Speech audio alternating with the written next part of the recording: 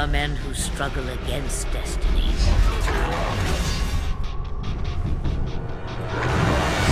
only to have it swallow them whole.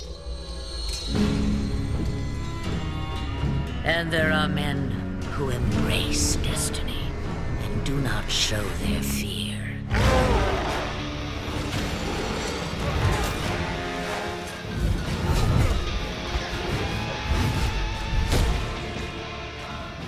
Dragon Age 2. Hra, na ktorú sa tešilo najmä široké spektrum hardcore hráčov, pretože sa jedná o pravého nástupcu klasik ako Baldur's Gate či Icewind Dale.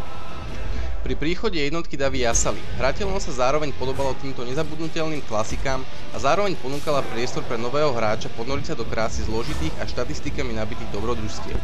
Dvojka taká nie je a ja sa pýtam, kde sa stala chyba.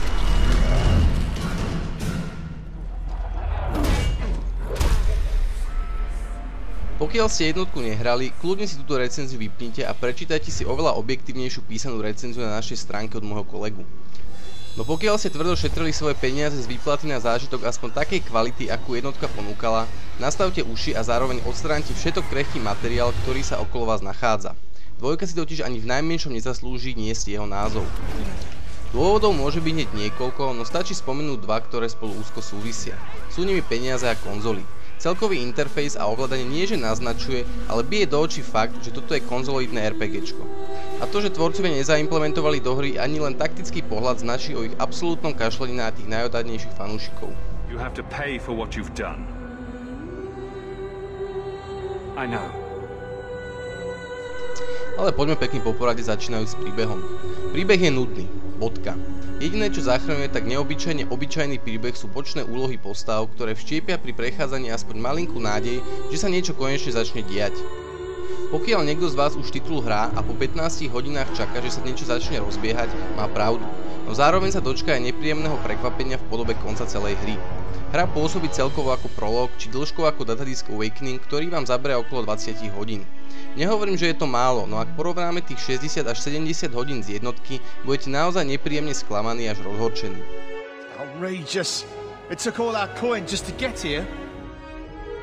Na hre je aj vidno, ako bol celý titul hnaný k vydaniu zo strany distribútorov. Všimnúť si to môžeme napríklad pri tvorbe postavy, jej levelovania a schopnosti, ktoré nimi dosahuje. Áno, je to pekne prevedené, základné kúzlo možno vylepšovať a kombinovať ich s kúzlami iných klasov. Nápad úžasný. Tvorcov ale nenapadlo, že ak skrátia hrateľnosť zo 60 hodín na 20, k kombináciám kúziel a ich vylepšeniam sa dostanete najskôr v polovici, ak nie na konci hry. Príklad. Chcete použiť Disorient v kombinácii so schopnosťami vášho tanka, ktorého ste si pečlivo vylepšovali, no prvý rogue sa vám do cesty pritrafí až v prvej štvrtine hry. Na Disorient potrebujete približne 5 až 6 levelov, lenže predtým chcete zainvestovať do oveľa fundamentálnejších schopností, ako je zneviditeľnenie či zvýšenie kritičákov zozadu. To robí celkovo 12 levelov s pripočítaním levelov, pri ktorých ste postavu stretli. Na konci hry moje postavy dosiahli level 18. Otázka s počtou. V ktorej časti hry budete konečne môcť využiť Disorient combo? O vylepšovaní postavy by som mohol písať ešte dlho, no v podstate stačí spomenúť, že získanie nového levelu trvá pomerne dlho na systém, ktorý vám nedovoluje zakúpiť za body nové kúzlo, kým nedosiahnete určitý level, čo dosiahnete buď zakliknutím vylepšenia alebo otvorenia úplne iného stromu, ktorý vám nemusí vyhovovať. Ďalším prudkým mínusom je healovacia klasa, ktorá má prakticky iba jedno kúzlo, ktoré síce po vylepšení olieči 80% zdravia, ale má tak dlhý cooldown, že je v podstate skoro nevyužiteľný. Ak neberiete na každú misiu Andersa, ktorý ich má viac, ste prakticky bez stabilného liečenia. Ale opäť, treba ho značne vylepšiť, kým dosiahnete výsledkov, aké od neho očakávate, čím strácate na prvú polku hry jeho útočné či ground control schopnosti. Shit. What have you gotten yourself into this time, Isabella? Ďalším negatívom celej hry je v otázke boja aj objavovanie sa nepriateľov. Predskriptované sekvencie na malých prďavých mapách vám vytvoria vrásky na čele, keď sa po použití všetkých kúziel odrazu zo všetkých strán zjavia ďalšie posily a 2 až 5 krát za sebou. V praxi to vyzerá asi tak, že na prvých nepriateľov použite svoje schopnosti, zabijete ich, príde druhá vlna, pobehujete s partiou jak debil do kolečka, kým sa nedobijú schopnosti, znova zaútočíte, zase respawn a dookola. Taktický nádyk jak hovado. Osobne by som radšej uvítal objavenie všetkých 5 vln naraz, pričom by som sa možno síce viac zapotil, ale aspoň by som naplno využil svoje AOEčka, ktoré som si vždy šetril na takéto situácie. Nehovoriac o taktickom umiestnení vašich mágov, ktorí by mali byť chránení tauntovou stenou vášho tanka, no darmo, keď sa za okamih pri nich zhmotní zo vzduchu 5 lukostrelcov, ktorí ich na šupu dajú. Že by sa jednalo o fantasy RPG zo sveta Call of Duty? Záchranne by to mohla ale atmosféra, čiže objavenie sveta. Ale nebuďte naivní, v hre sa celý čas budete tralalákať v jednom zaprášenom meste. Tvorcovia nás ohúrili možnosťou výberu, či chcete jednu z týchto 5 lokácií navštíviť cez deň alebo v noci.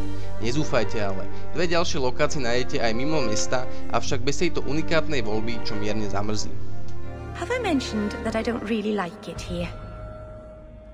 Po grafickej stránke nabrala hra nový, kreslenejší štýl, ktorý na jednej strane vyzerá celkom slušne, na strane druhej na najvyšších detailoch seka aj na high-endových počítačoch. Sranda je, že ak znížite niektoré nastavenia o niečo nižšie, hra sekať prestane a ostane rovnako pekná.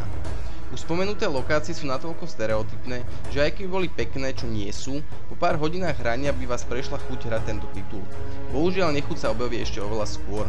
Jediné, čo vás udrží pri hraní je nádej, že sa niečo konečne rozpumpuje a že sa z toho hnusného mesta raz dostanete.